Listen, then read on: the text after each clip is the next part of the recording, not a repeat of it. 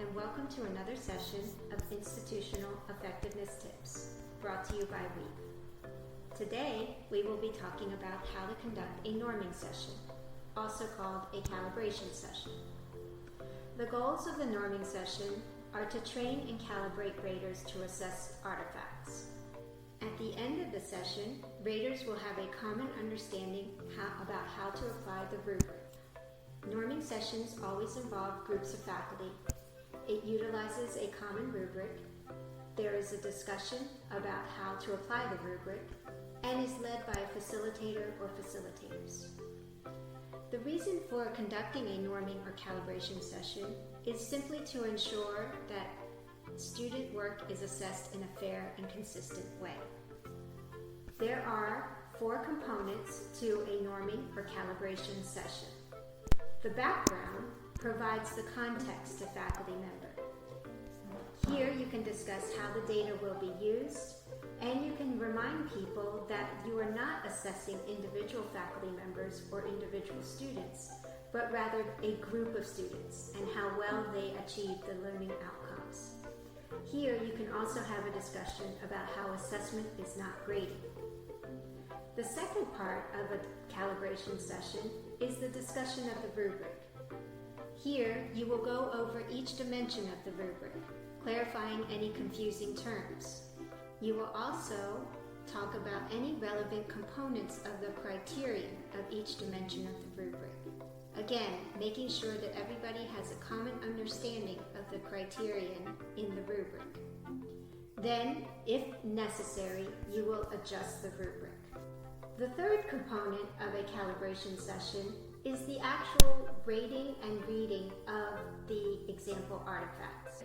Faculty will read and rate the example artifact. They will score the artifact on each outcome, otherwise known as analytical scoring, and you will ask them to circle or highlight the reason for their rating. Then they will share their rating with the facilitator, and as a group, a discussion of the ratings occurs. The discussion of the rating is very useful to help clarifying how to apply the rubric and make sure it's in a consistent manner. You ask someone to share their rating and rationale for the first outcome. Then you ask others to share. You repeat this process for every score and outcome. At the end of the discussion, you should have a common understanding on how the criterion and the dimensions of the rubric should be interpreted and applied. After your calibration session, you will need to do several things. First, you will need to assign artifacts to raters. Remember, it's best to have 2 raters read each artifact. If there's a discrepancy amongst the raters, then it goes to a 3rd read. Second, you will need to review the scores, again, making sure there's consistency across the raters.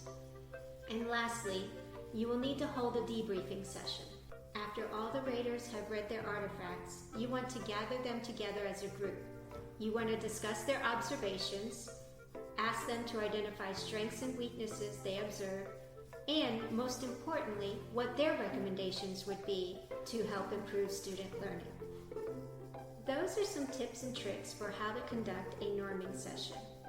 Hopefully now you'll be able to plan your own calibration or norming session for your next project.